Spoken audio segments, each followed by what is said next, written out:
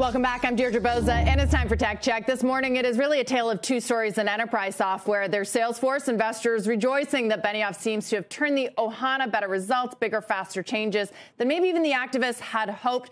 Counterpoint, though, Snowflake and Box, they are getting crushed in today's session. And the culprit for those two are weak outlooks. Snowflake, enterprise darling of the peak 2021 hype cycle, continues to see that top-line growth decelerate, even if profitability is improving. Box CEO Aaron Levy spoke directly to market worries, said customers are pulling back against a less certain macro backdrop. Salesforce, by the way, didn't exactly dispel that notion. It is expecting sales growth of just 10% this year, and that only narrowly avoids that single-digit territory of the legacy or mature software companies.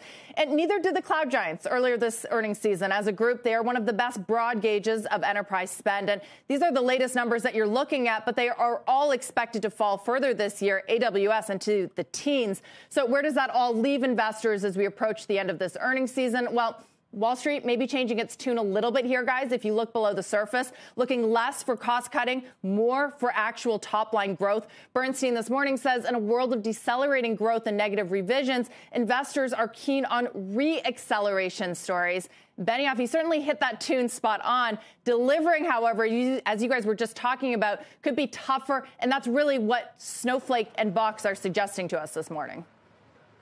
Is there also a model difference, Deirdre? And Carl was just reminding me that you guys did Cloud Week at one point earlier in Remember this Cloud hour. Week? Cloud Week, and I must have missed it. But but as I understand it, Snowflake and let's say a CRM have very different models in terms of subscription versus sort of uptake as you go, and so that I would think makes Snowflake's outlook a little bit, conservative on purpose because the macro is so uncertain.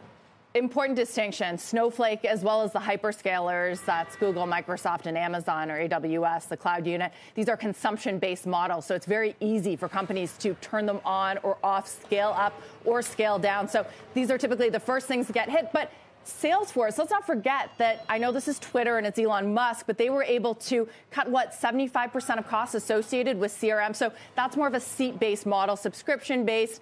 And those are getting hit as well. And I think it's all part of this big macro picture. Where can companies cut? Maybe it'll take a little bit longer to cut those subscription-based models in terms of enterprise spend. But does that just mean that that's another shoe to drop? And when you look at a CRM, I mean, growth used to be the story. Now it's cost cutting and yes, maybe a reacceleration story, but 10% growth, that's not the Salesforce that we've seen of the last few years. Oh, sure, certainly not.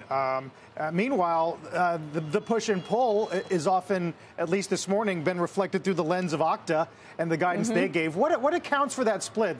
The things we're seeing narratively through the eyes of a Snow versus an Okta? I think that's a good question. And Okta has had a really tough go, like a lot of these names over the last few years. But really, this was an integration story as well, right? Remember, they had that acquisition. And the CEO came on and told us on Tech Check that they were having troubles. He's very candid integrating that team into their own. So, again, when we talk about this shift that investors are looking for, maybe not just cost savings, but a reacceleration story, this is where Okta plays in. And so it's up 8% after those earnings. And again, it's coming from a very, very low base. But investors, it was so beaten down, they're starting to get somewhat excited once again about some of these names.